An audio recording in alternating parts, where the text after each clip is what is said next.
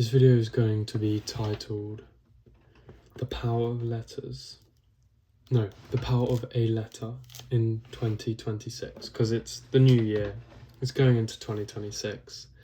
So, may as well call it 2026.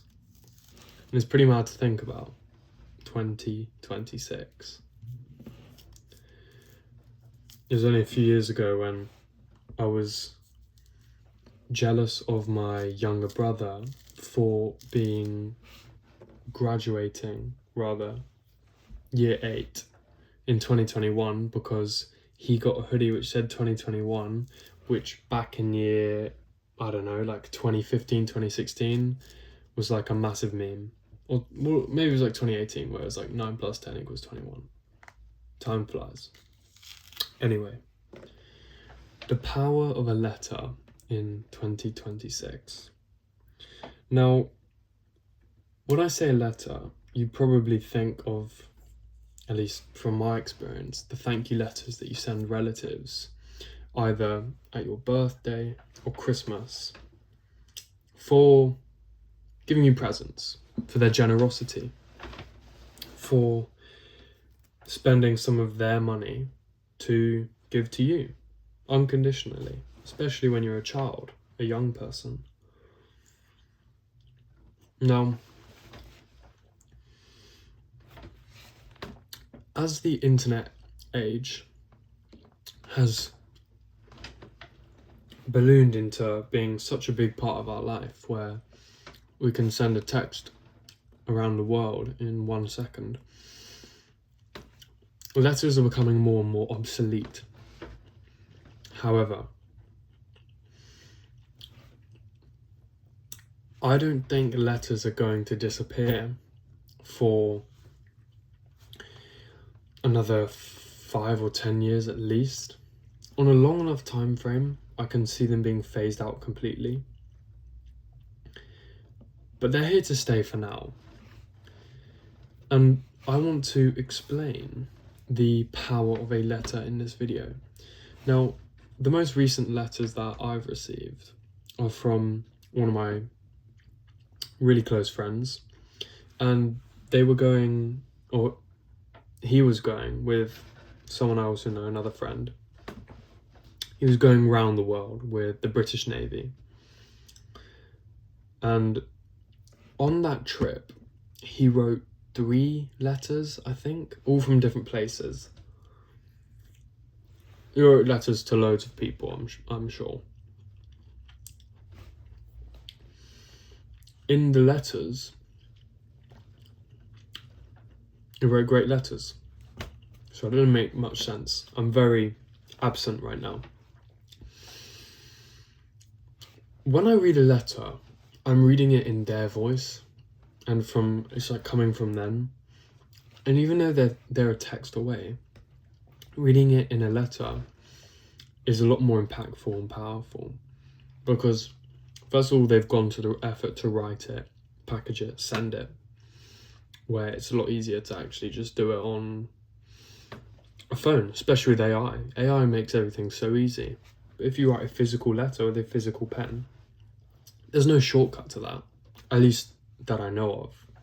Who knows, maybe there's a product where it can learn your handwriting style and write for you.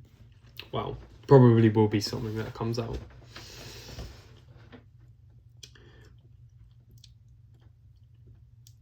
What else? Yeah, letters are being used less and less. So when you do get a letter, it's much more impactful and resonating, resounding. I don't know if that's the correct word to use, or even if it is a word. But I guess what I'm trying to say is I had this idea, I wrote it down on my phone, the power of a letter in 2026, because letters are getting more and more rare, which means the letters you do send, especially if they come from a place of honesty, vulnerability, they're heartfelt, you mean what you say, they can be really powerful. Now in this case, this is to form connection, friendship, but I guess you could use this for job applications as well. Not sending a CV, but sending like a handwritten letter to a company. How crazy do you think that is? That's something I should probably try. If you send a letter to the head office of some place, how many people do you reckon send a handwritten letter? Zero. And guess what? It's not even looked at by AI. Think of everyone. Everyone's sending letters, Word documents, AI, cover letters, all online. If you used a pen and paper and sent it, yeah, they may just straight up reject it because it's not part of their format which they want. But give it a try. You have nothing to lose except time writing the letter. The most precious commodity of all.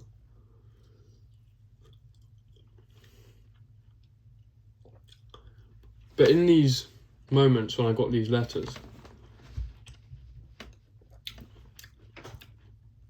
they were impactful. So that has to be the case for other people who receive them. And they're also a great opportunity to be genuine and honest, especially in a world where a lot more people are lying, a lot more people are playing these facades. Yes, you can play a facade on the letter, but even just writing the letter shows some effort, even if it's coming from a place of performance and neediness. That's just what I think. But yeah. For the last 2 days, I've been a bum. I was in the library 2 days ago, and I was trying to look too cool walking down the stairs. So I was walking down the stairs, and I missed the last 2 steps. I stepped down with 2 steps to go, like it was the floor, stacked it, and just tumbled over. So embarrassing.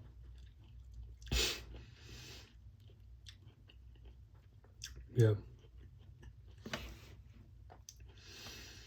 And because I was trying to look cool, I bet it looked worse as well, because it kind of makes you deserve it, I guess. Because if it was a straight up accident, then sure. But if it was because I was trying to look cool, then whole different kettle of fish. But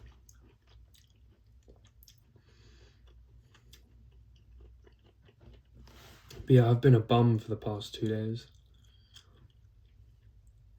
Because I haven't been able to walk my ankle. It's fucked. Well, it's getting better, but it's been swollen for the past 2 days. So, that's fun. But yeah, I don't really know what this video is turning into now.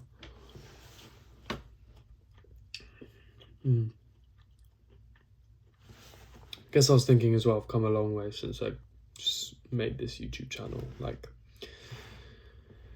wow, I've come a long way.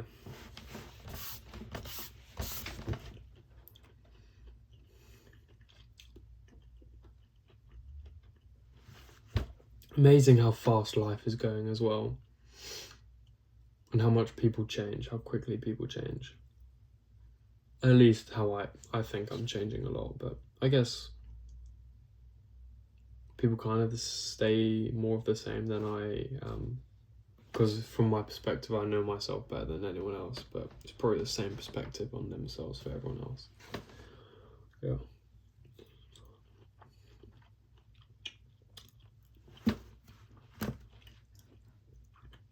Yeah, that's the video. Anyway, I've been busy the past couple of days, apart from the past 2 days, but I'll explain in a later video. Anyway, catch you later.